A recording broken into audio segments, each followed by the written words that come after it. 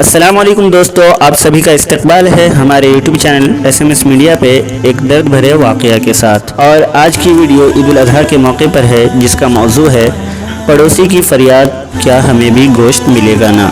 एक घर में 4 अफराद थे, एक माँ बाप और उनकी 2 बेटियां। एक बड़ी बेटी जिसका नाम राफिया और दूसरी छोटी बेटी जिसका नाम शाजिया था। शाजिया ने कहा, अब्बू 3 दिन रह गए हैं कुर्बानी वाली ईद में, क्या हमें भी गोश्त मिलेगा ना। अब्बू ने कहा, हाँ क्यों नहीं, बिल्कुल मिलेगा। शाजिया ने कहा, लेकिन अब्बू पिछली ईद पर तो किसी ने भी हमें गोश्त नहीं दिया था, अब तो पूरा साल हो गया है गोश्त देखे हुए भी। अब्बू ने कहा, नहीं शाजिया, अल्लाह ने हमें भूखा तो नहीं रखा ना।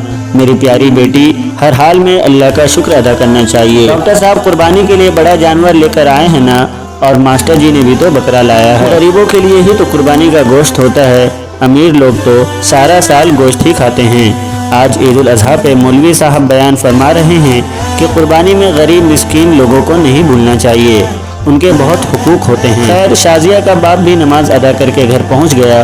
घंटे भर इंतजार करने के बाद शाजिया बोली, अब्बू अभी तक गोश्त नहीं आया। बड़ी बहन राफिया बोली, चुप हो जाओ शाजी, अब्बू को तंग न करो। चुपचाप दोनों की बातें सुनता रहा और नजरअंदाज करता रहा। काफी देर के बाद भी जब कहीं से गोश्त नहीं आया तो शाजिया की माँ बोली, सुनिए, मैंने तो प्याज और टमाटर भी काट दिए हैं, लेकिन कहीं से भी गोश्त नहीं आया। कहीं भूल तो नहीं गए हमारी तरफ गोश्त भिजवाना, अब खुद जाकर मांग लाएं। अब्बू बोले, शाजिया की माँ, तुम्हें तो पता है आज तक हमने कभी किसी से मांगा नहीं, अल्लाह कोई ना कोई सबब पैदा करेगा।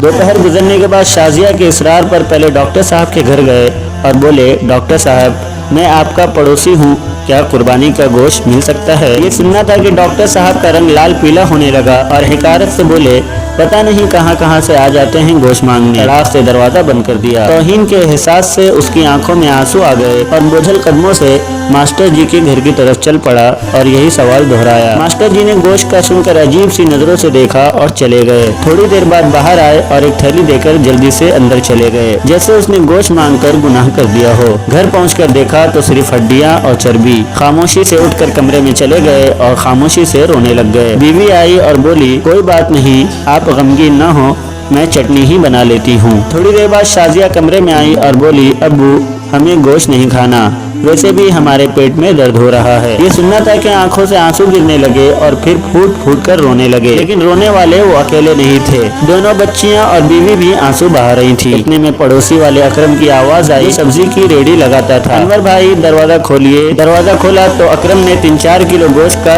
थैला पकड़ा दिया और बोला, गाँव से छोटा भाई लाया है, इतना हम अकेले नहीं खा सकते, ये तुम भी खा लेना। खुशी और तशक्कुर के एहसास से आंखों में आंसू आ गए और अकरम के लिए दिल से दुआ निकलने लगी। गोश्त खाकर अभी फारिग हुए ही थे कि बहुत जोर का तूफान आया। बारिश शुरू हो गई, उसके साथ ही बिजली भी चली गई। दूसरे दिन भी बिजली नहीं आई। पता किया तो मालूम हुआ ट्रांसफार्मर जल गया। तीसरे दिन शाजिया को लेकर बाहर आए तो देखा कि मास्टर जी और डॉक्टर साहब बहुत सा गोश्त बाहर फेंक रहे थे, जो बिजली न होने की वजह से खराब हो चुका था और उस पर कुत्ते झपट रहे थे। शाजिया बोली, अब्बू क्या कुत्तों के लिए कुर्बानी की थी। शाजिया का चेहरा देखते रह गए और मास्टर जी डॉक्टर साहब ने ये सुनकर गर्दन झुका ली। खुदारा एहसास करें गरीब और मिस्कीन लोगों का। ये सिर्फ वाकया ही नहीं, अपने आस पास खुददार मसाकीन की जरूरतों से हर वक्त आगाह रहने की दरख्वास्त भी है। मेरी आपसे आखिरी में एक ही गुजारिश है कि आप इस वीडियो को जितना हो सके उतना शेयर करें, ताकि लोगों को इस बात का एहसास हो और वो पड़ोसी का ख्याल भी रख सकें। और वीडियो अच्छी लगी हो तो लाइक करके हमारे चैनल SMS मीडिया को जरूर सब्सक्राइब करें।